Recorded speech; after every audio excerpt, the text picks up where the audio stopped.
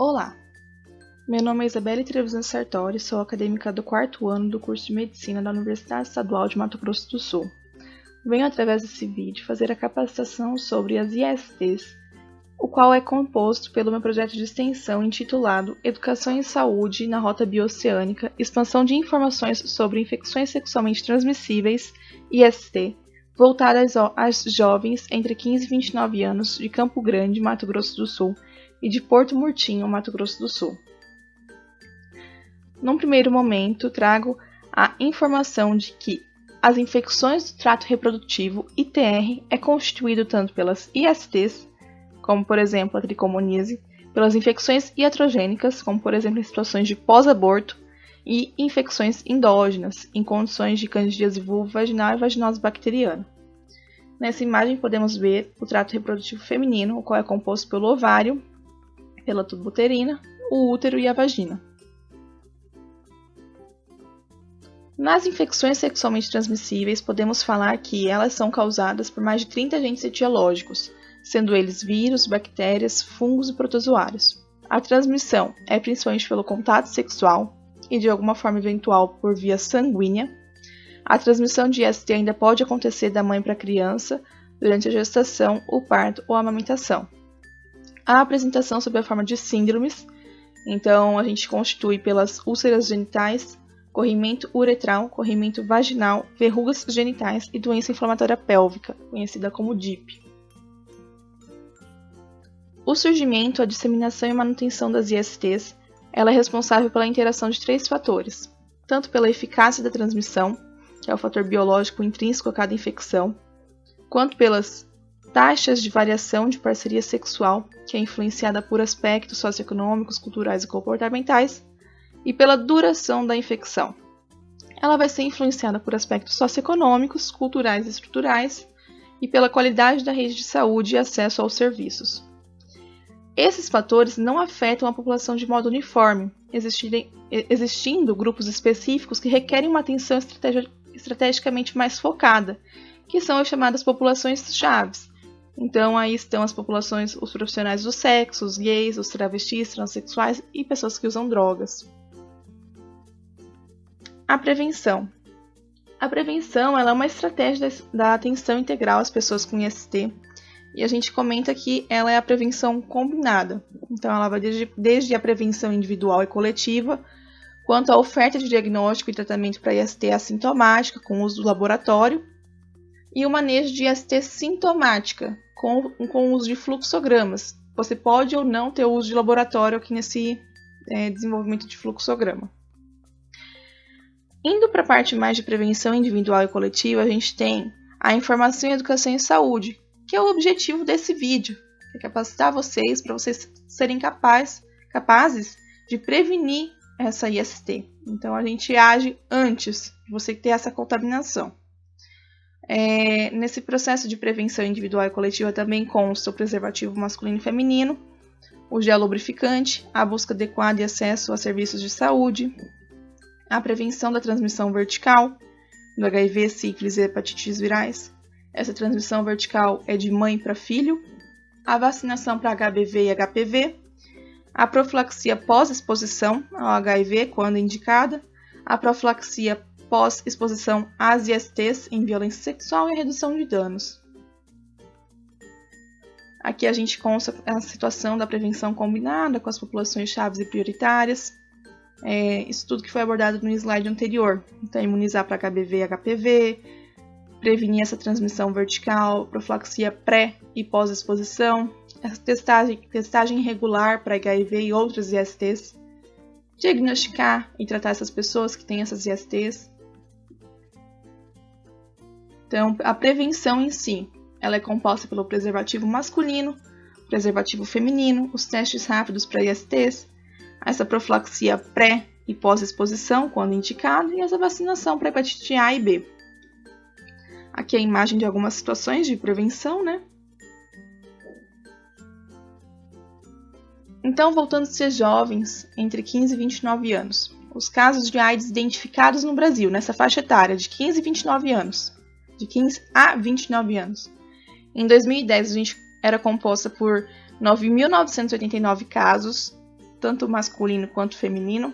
Em 2019, aumentou para 10.369. Então, é uma situação que convém voltarmos a nossa atenção. Aqui também é um gráfico de 2019, que é a taxa de detecção de AIDS por 100 mil habitantes, de acordo com a faixa etária. Então, a gente vê ali na situação de mulheres, que é o verde, de 15 a 19, 20 a 24 e 25 a 29, o percentual como que vai aumentando a taxa de detecção de AIDS por 100 mil habitantes, conforme você aumenta essa faixa etária.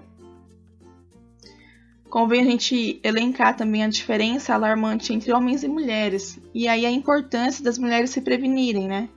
Até porque, se o homem ele é contaminado, a mulher ela tem que fazer essa prevenção adequada para acabar não aumentando esse percentual de detecção entre as mulheres.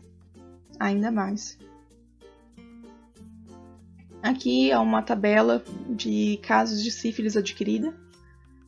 E então a gente pode perceber que de 2010 para 2019, na faixa etária de 13 a 29 anos, então de 13 a 19 era de 8,1% em 2010, passando para 10,5% em 2019, o número absoluto passou de 319 para 16.129. Então é uma situação muito crítica. De 20 a 29 anos, o percentual de 29,9% em 2010 passou para 36,2% em 2019. Em 9 anos, passou de 1.175 casos para 55.402 casos. Então, é uma outra situação que também é válida de nossa atenção, né? As manifestações clínicas dessa IST e os respectivos agentes etiológicos.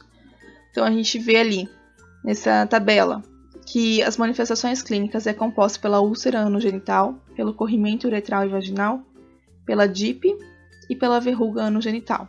Então, existem algumas situações de agentes etiológicos compostos por cada grupo de manifestação clínica, dando a sua infecção. Então, na úlcera anogenital, a gente tem lá cancroide, herpes genital, donovanose, sífilis. No corrimento vaginal e uretral, a gente tem a candidíase. Ela é uma infecção endógena do trato reprodutivo que causa o corrimento, mas não é considerada uma IST. Mas como ela causa o corrimento, ela está aqui na tabela. Gonorreia, tricomoníase, vaginose bacteriana. É a mesma situação que eu comentei da candidíase.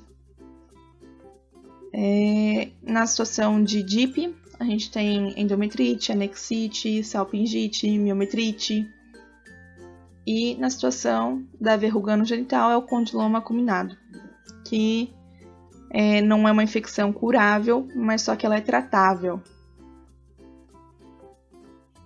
Corrimento vaginal.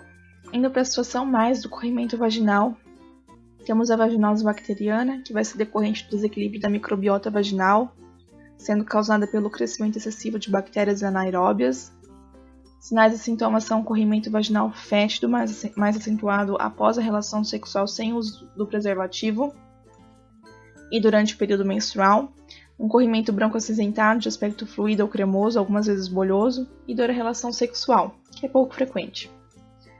Também não é uma infecção de transmissão sexual, mas pode ser desencadeada pela relação sexual em mulheres predispostas.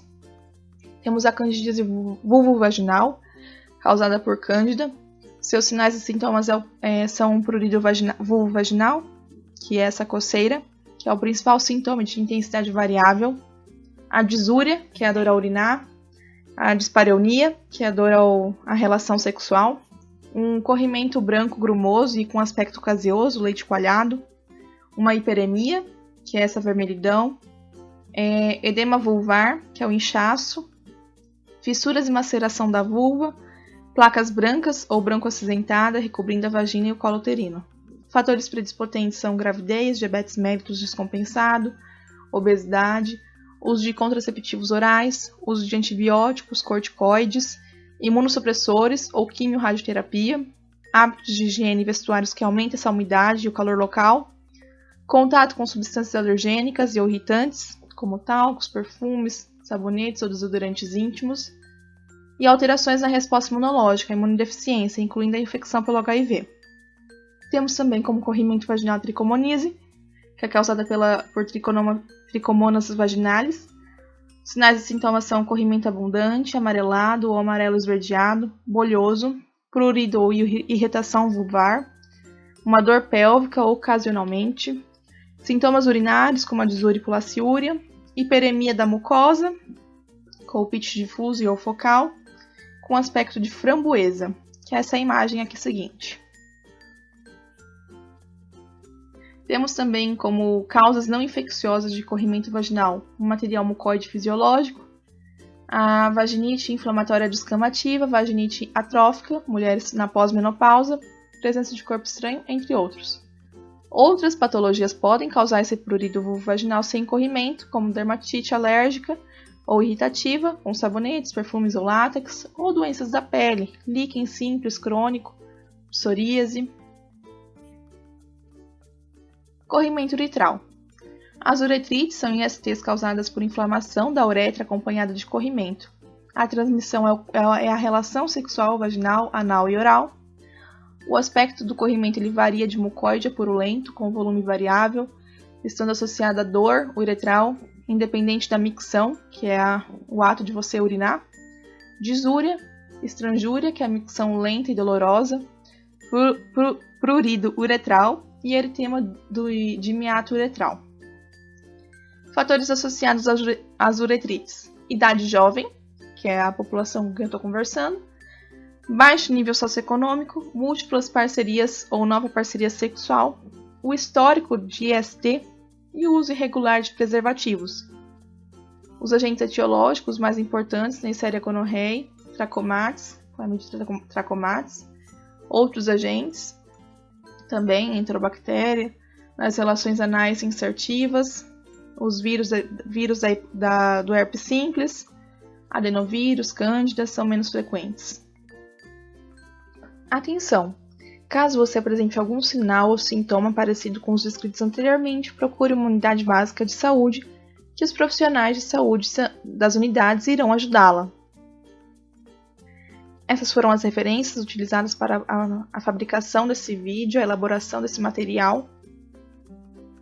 E meu muito obrigada e até a próxima!